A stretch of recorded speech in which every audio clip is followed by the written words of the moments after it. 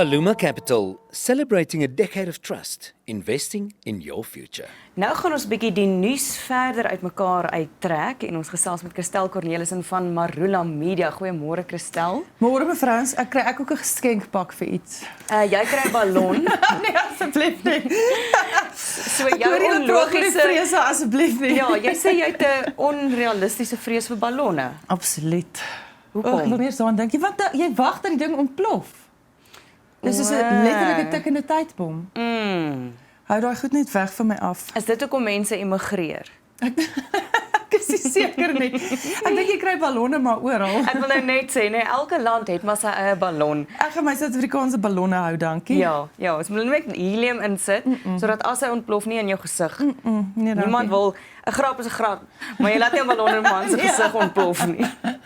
Nou ja, toe, dis maar eintlik nogal 'n positiewe uitspraak van die presidentskap. Ek hou daarvan dat hulle gesê het Kiel de Boer het geen meer plek in ons samelewing nie en Malema soek bloot aandag.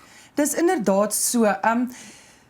So Vincent Magwenya van die presidentskap het reageer op 'n navraag wat sê, jy weet, wat nou hiervan? Moet dit veroordeel word, moet dit nie veroordeel word nie? My groot vraag bly is hoekom word dit nie veroordeel nie? So wat meneer Magwenya sê is hy gaan dit sing en hy doen dit om aandag te trek met verwysing na Julius Malema. Mens kry amper gevoel hy tree op soos 'n kind. So dis negatiewe aandag. Iemand het nou gesê moet dit nou asseblief nie doen nie en nou wat gaan doen nie? Jy gaan doen nou presies dit. Ja. So wat Vincent Magwenya sê is, jy weet die media gee te veel aandag hieraan. So weet los dit eintlik net uit. Dit voel vir my dit is nie regtig die argument om te maak nie. Jy weet as 60,000 mense 'n lied sing wat aanstoot gee in 'n stadion en niemand berig daaroor nie, het dit gebeur of het dit nie gebeur nie. Dit het gebeur. Of jy weet ons kan die argument voer van as jy jou vrou agter geslote deure slaan, het dit gebeur of het dit nie gebeur nie. Wel, solank niemand daaroor praat nie, is dit dit is 'n absolute absurde argument om te hê. Woorde het dra gewig. Dit het betekenis. En as soveel plaasboere al dood is en daai liedjie word gesing, het dit dan regtig geen letterlike betekenis nie. Absoluut, jy weet, dis dieselfde met plaasmoorde. Mense kan nou sê, as ons hier nie daaroor berig nie, het dit nie gebeur nie. As ons nie oor Julius Malema berig nie, het hy dit nie gesing nie. En selfs al gee jy 'n tree weg en jy sê daar is nie 'n korrelasie tussen Kiel de Boer en plaasmoorde en plaasaanvalle nie.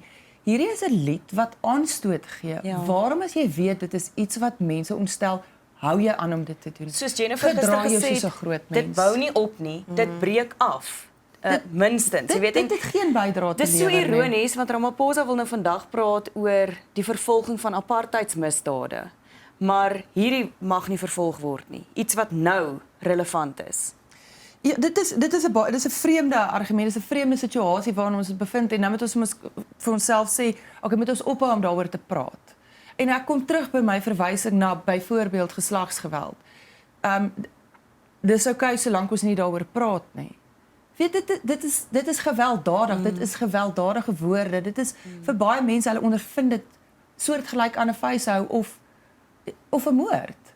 Ek verstaan nie hoekom hy dit sê nie en ek dink in 'n stadium gaan meneer Ramaphosa gaan sy ruggraat moet vind en hy moet sê tot hier toe en nie verder nie. Niemand het gesê hy moet in hegtenis geneem word nie. Die Grondwethof het 'n uitspraak gemaak oor hierdie lied. Dis nou tot daarna toe. Ons kan niks daaraan doen nie. Maar moet jy dit doen? Nee. Ja, so ek dink en ek wil graag by jou hoor wat Thabo Mbeki ook hieroor gesê het, want hy is gewoonlik iemand wat 12 level het dit is en dit was interessant om te sien sy siening hierop. Maar soos jy sê, die grondwet het nou iets besluit. So al wat die president eintlik gaan sê is Julius hou op. Gaan Julius ophou?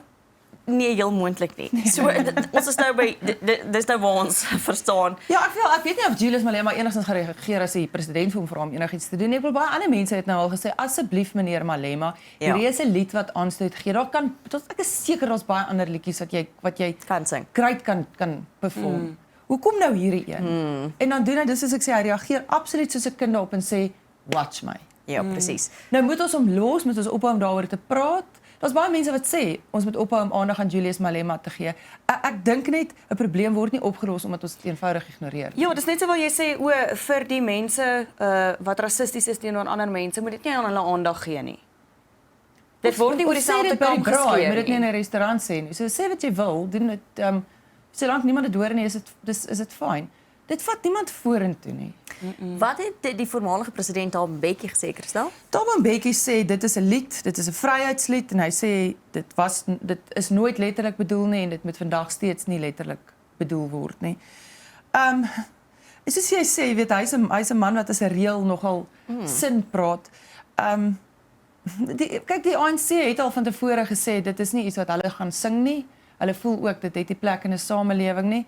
Maar dit is elke keer as hulle net so half skrikkerig is om daai volgende tree te sê, moet dit nie doen nie. Ja. Ons veroordeel die sing van hierdie lied soos wat ons geslagsgeweld veroordeel, soos wat ons taksiegeweld veroordeel, soos wat ons moorde op raadslede veroordeel. En vir 'n struggle lied is dit iets wat hulle sê wat jy nie letterlik moet opneem nie, is dit dan maar baie blaatant. Ja, dit is daar nie ander struggle liedjies wat gesing kan word nie. Aanstoot.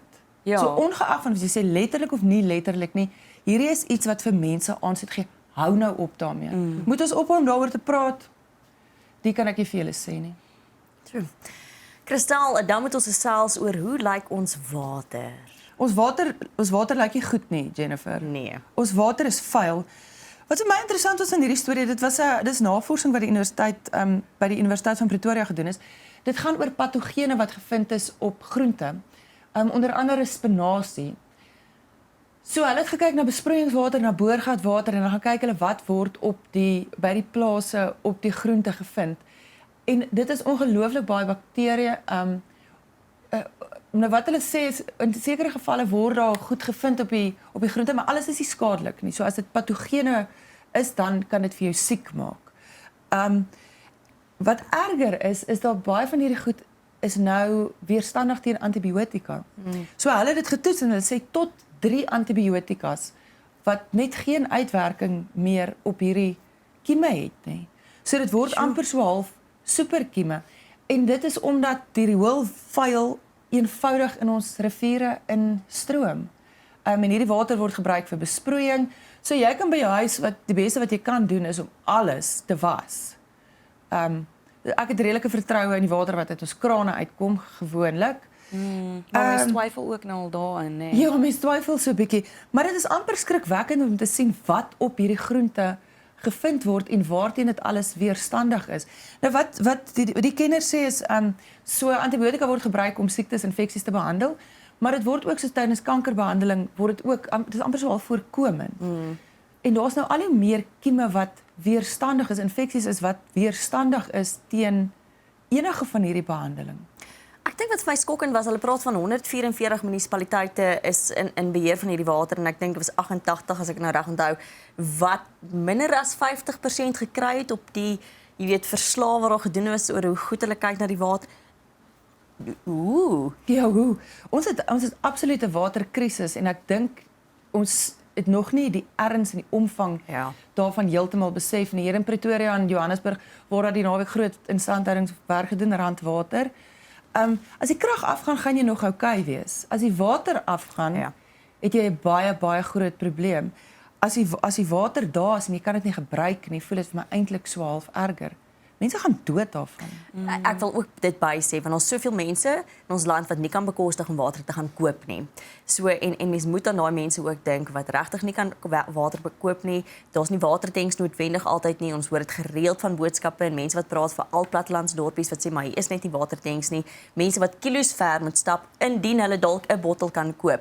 En so my hart gaan ook uit na daai mense in daai omstandighede. Absoluut. Ons het 'n waterkrisis wat ek weet nie of veral op plaaslike regeringsvlak dit ernstig genoeg opgeneem word en of daar die kundigheid is om enigiets daaraan te doen nie. Ons kan nie dat rioolvuil onbepaald ons strate inloop nie. Letterlik in ons strate en in ons riviere in. Dit beland op ons kos en op ons borde. Dit moet jy vandag weet.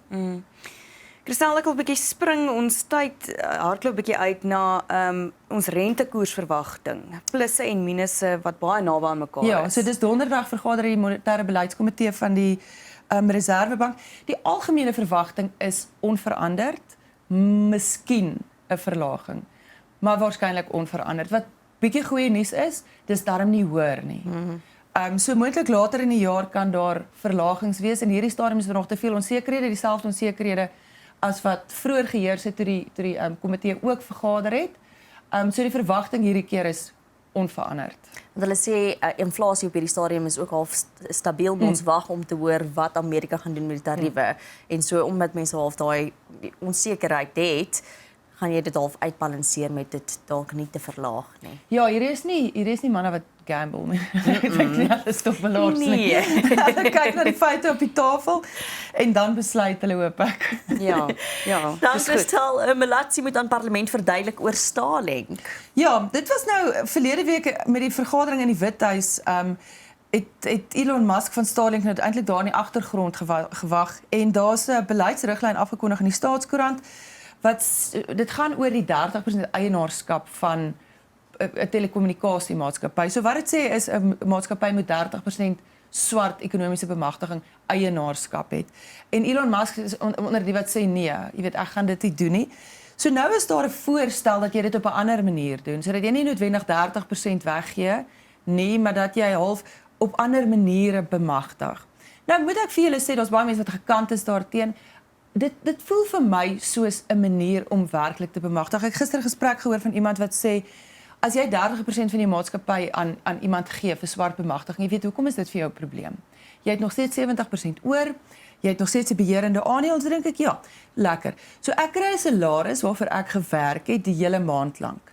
Nou moet ek 30% aan iemand gaan weggee. Jy gaan vir my sê aan wie ek dit gee. Daai persoon het nie gewerk daarvoor nie, maar ek moet bly wees want ek hou 70% daarvan. Ek het die risiko geneem. Dit maak hoekom sou ek dit? Hoekom sou ek dan opdaag vir die werk? Ek moet in elk geval ek word belas. Dit was dieselfde met hierdie maatskappye. Hulle word op verskeie maniere belas. So dis vir my 'n moeilike argument en ek dink dis hoekom mense al hoe meer vaskop teen hierdie eienaarskap van weggee. As daar ander maniere is om werklik te bemagtig, dink ek moet ons daarna kyk. So vandag is daar 'n vergadering in die parlement, Solly Malatsi wat die minister is van kommunikasie. Hy moet nou die riglyn gaan verduidelik en sê dit is wat daarmee gedoen word. Nou ek hoop hy het al sy eentjies in 'n ry en dat hy kan sê dit is wat ons daarmee wil doen. Ek dink mense is so klein bietjie tot hier toe en nie verder nie met ek moet dit waarvoor ek gewerk het weggee en jy gaan vir my sê hoeveel ek moet weggee en jy gaan vir my sê vir wie ek dit moet weggee. Ja. Verstaan ek reg dat die BBEE regulasies verlig word vir Starlink om geïnfiltreer te kan word? Dit hang af van watter kant van die ek weet nie of hulle geïnfiltreer word nie, maar so daar's die kritisie daarvan sê dis 'n manier om die regulasies te omseil.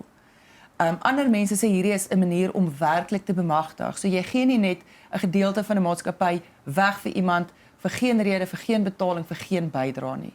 Wat dit kan doen is dit kan internet na landelike gebiede bring, dit kan goedkoper internet doen, dis die argument. Ja. Nou as jy reeds 'n internetverskaffer is, gaan jy waarskynlik 4 voet vaskop en sê nee, ons soek die Starlink naby ons nie. Data in Suid-Afrika is lekker duur en ons hou daarvan so. So ek kan dink daar's mense met belange wat sê nee, dankie, hou hulle maar hier uit. Ook net noem dat dit nie net vir Starlink spesifiek is nie. Dit is die regulasies is nou oopgemaak vir hierdie tipe maatskappye. Vir die bedryf. Vir die bedryf. Ja. So hopelik is hier 'n deur oopgeskop wat na ander verbetering lei. Ek wou nou baie graag gepraat het oor die lewende fossiel, die nuwe fluweelwurm spesies wat in die Klein Karoo gevind is. Wys dalk net vir ons 'n foto daarvan. Dit is lekker om te sien of gaan Google dit sommer self, gaan kyk jy. En dit is lekker om te weet daar word sulke goed ook nog in die Klein Karoo. Absoluut. Ek bring elke week vir julle 'n nuwe spesies. Julle moet net weet. Hierdie een is dit ek was dit hy waarskynlik met 'n blikkie doom gekom, maar gelukkig is daar mense wat van beter weet. Ons hou van jou fluweelwurm. So baie dankie Christel Cornelissen by ingeskakel vanoggend byt. Aluma Capital, celebrating a decade of trust, investing in your future.